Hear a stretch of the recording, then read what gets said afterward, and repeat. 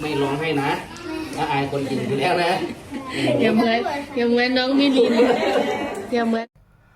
น้องอายสุดกั้นน้ำตาเข้าไปลาครูสมชายเป็นครั้งสุดท้าย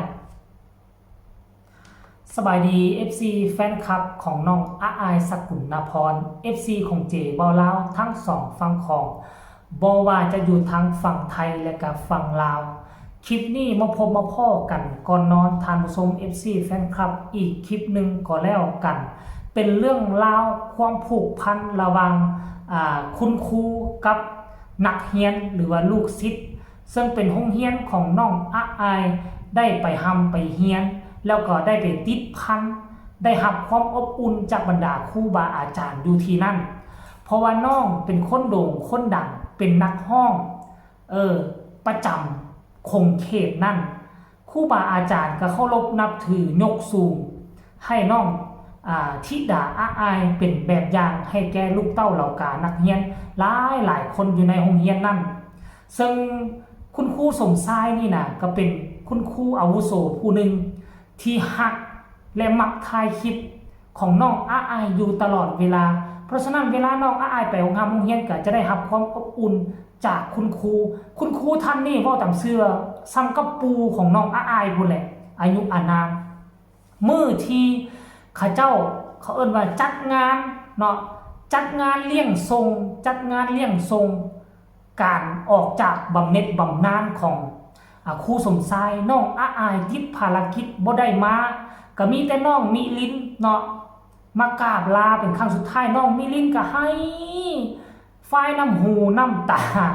ให้ฝ้ายน้ำหูน้ำตามื้อนั้นน่ะคันว่าอายมาน่ะแนวใดอายก็ต้องได้ให้เช่นเดียวกัน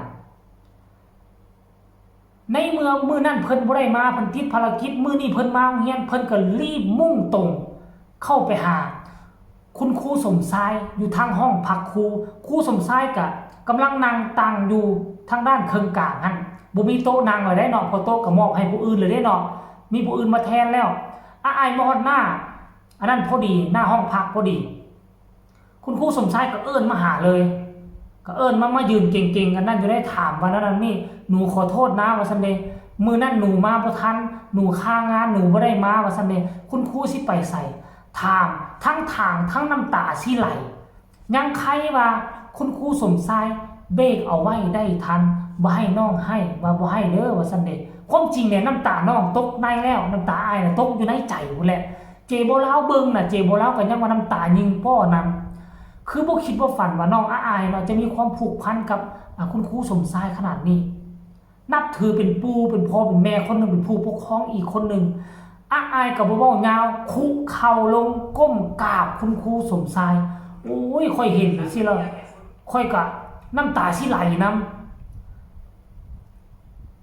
แต่ว่าก่อนน้องอายสิกราบครูสมชายน้องอายก็กราบคุณครูอยู่ข้างๆก่อนได้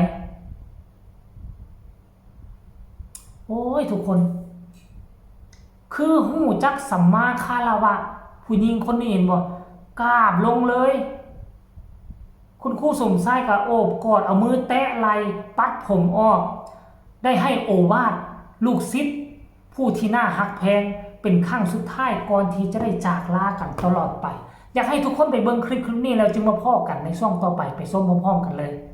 ยังไงคุณรุ่นทำเอกสารตัวนี้ยังไงคุณรุ่นเอกสารตัวนี้ทำหรือยังมาเลยอายอะไรลูกเกษียณแล้วลูกพอพูดกับเกษียณแล้วเอามานี่ลูกไม่เป็นไรหรอกถึงพ่อครูจะเกษียณเอาติดงานก็ไม่เป็นไรหนูไปทำหน้าที่ของหนูให้ดีที่สุดเด้อ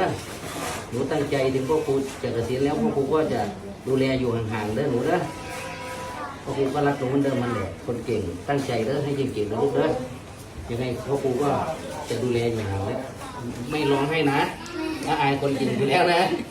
อย่าเหมือนน้องมิลินอย่าเหมือนน้องมิลินจะร้องให้อยู่ตั้งใจนะลูกเด้อไปโชว์รุ่นทำเอกสารตัวนี้จากน้องก้มกราบปึ๊บขึ้นมาปึ๊บกับกำลังสิให้ได้บัดนี้ครูสมชายกับเบรกไปก่อนบ่ให้เด้อเป็นผู้ดีต้องจิตใจเข้มแข็งแล้วก็มาโอบกอด ซึ่งเป็นภาพบรรยากาศที่ค่อยเห็นแล้วค่อยน้ำตาจะไหลแม่อยู่ทางฝั่งลาวนี่ข้าเจ้าเอิ้นมาออกบำเหน็จออกบำนาญสำหรับกินบำนาญอยู่บ่ทางไทยก็เอิ้นมากินบำนาญบ่ลาวนี่ก็65 ปีถ้าผู้หญิงนี่60 ปีผู้ชายนี่65 ปี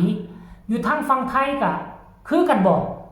หรือว่าเรา50กว่าปีแต่ว่าเบิ่งทั้งคู่สมชายก็น่าจะฮอด60 ปีแล้วนะน่าจะสูสีกันอยู่ฝั่งลาวเนาะทางผู้ชมFCแฟนคลับอันนี้มันเป็นเรื่องธรรมดาของ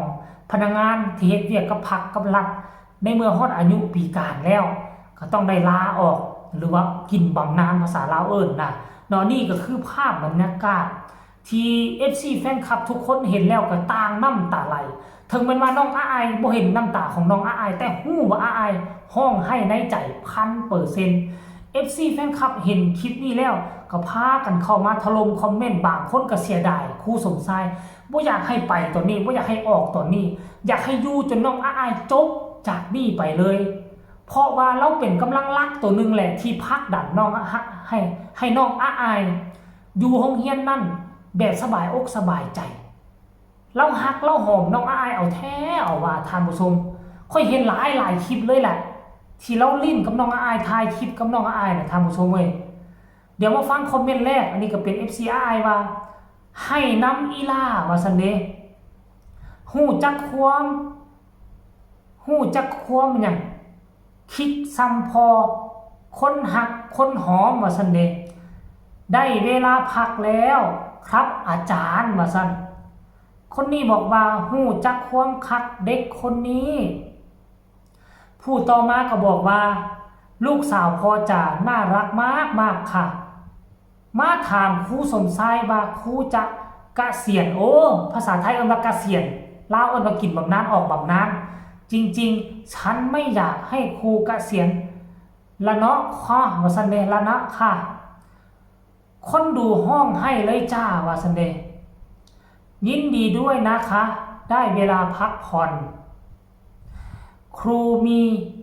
ดีมีแต่ผู้คิดฮอดซิดได้ดีเพราะมีครูเป็นผู้ใหญ่มีครูเป็นผู้ให้ผู้นี้ก็บอกว่า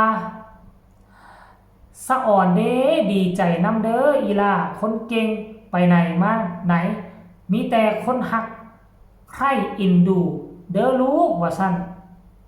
ลูกศิษย์ทุกคนหักอาจารย์ครับคนนี้บอกว่าได้เวลาพักผ่อนแล้วจ้าครูขอให้มีสุขภาพในวัยเกษียณเด้อจ้านี่คือส่วนหนึ่งของคำคิดคำเห็นของ FC แฟนคลับของน้องอ้ายหลังจากที่เห็นความกตัญญูฮู้บุญคุณกตวิธีต่อครูบาอาจารย์ของน้องอ้ายฮู้ข่าวว่าครูจะเกษียณมื้อนั้นเขาเจ้าทำพิธีลาเพิ่นบ่ได้มาห้องเรียนปุ๊บหีบแลนมาหาทางห้องพักครูคนทรงเบิงแล้วน้ำตาลังน้ำตาไหลว้ายหมดคำสิเว้าท่านผู้ชมขอฝากฟังคลิปนี้ไว้อ้อมอกอ้อมใจ FC แฟนคลับของน้องอ้ายน้องธิดาลาวอีกคลิปนึงก็แล้วกันฝากทุกคนกดไลค์กดแชร์กดติดตามเอาไว้ให้แน่เพื่อจะบ่พลาดในคลิปต่อไปที่สำคัญจะกดข้ามโฆษณาพบกันใหม่ในคลิปหน้าสำหรับคลิปนี้สวัสดี